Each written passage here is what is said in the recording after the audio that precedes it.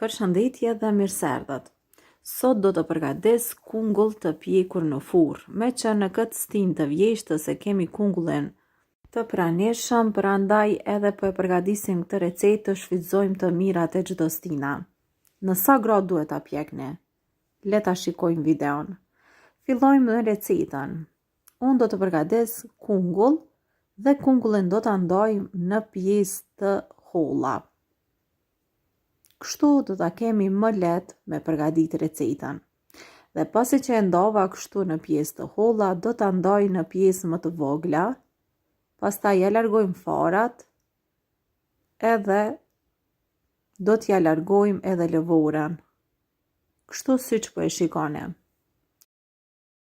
Sot do të përgatis një tepsi të vogël me kungull, por jo gjithmonë recetën do ta përshtatni varësisht nga sasia e kungullit që do të përdorni. Është vërtet recetë shumë e lehtë për ta përgatitur dhe çka është më me rëndësi, nuk keni nevojë me u frigu se do t'ju digjet kungulli, sepse vërtet do ta pjekim në një temperaturë shumë që i përshtatet. Kështu do të vazhdojmë pra me krejt pjesët e kungullit që unë i kam këtu derisa të përfundojmë. Pra ja largojmë lëvorën.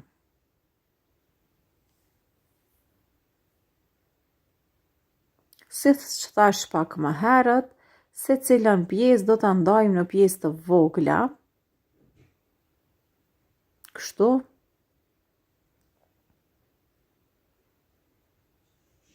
Dhe pastaj, pasi të bëjmë gati, unë do të vendosi në tepsi. Tepsien ku do ta bëjmë pjekjen e kungullit është kjo tepsi katrore dhe tani çfarë do të bëjmë? Në tepsi unë do të hedhim një lugë të gjellës me sheqer, por mund të shtoni edhe pak më shumë nëse doni. Edhe pak do t'i shtoj këtu. Pastaj do ta renditim kungullin kështu mbi sheqer. Vazhdojmë edhe renditem derisa ta mbushim tepsien plot.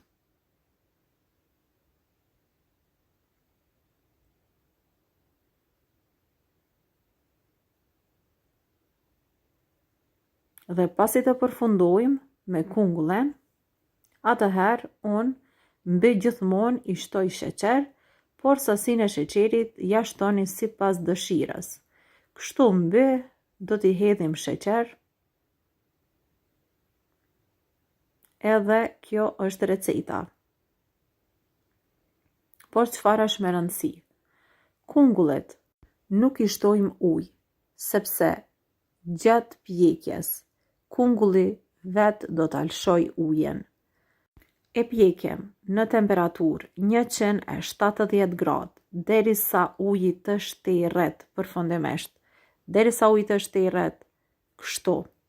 Atëherë kungulli është gati. Në temperaturë 170 gradë. Mos u frigoni sepse nuk ju digjet. Siç po e vëreni, është pjekur shumë mirë.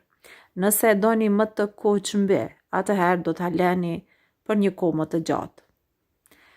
Pasi që e kemi pjekur, siç po e shikoni, kungulli është perfekt. Gjithmonë do e përgatisni këtë recetë nëse një herë do e provoni. Unë pasi që e kisha provuar çdo herë këtë recetë e përgatis kështu. Tani të shikojmë se vërtet është shumë i mirë. Është i pjekur mjaftueshëm. Kjo ishte receta që unë e kisha përgatitur për të gjithë ju.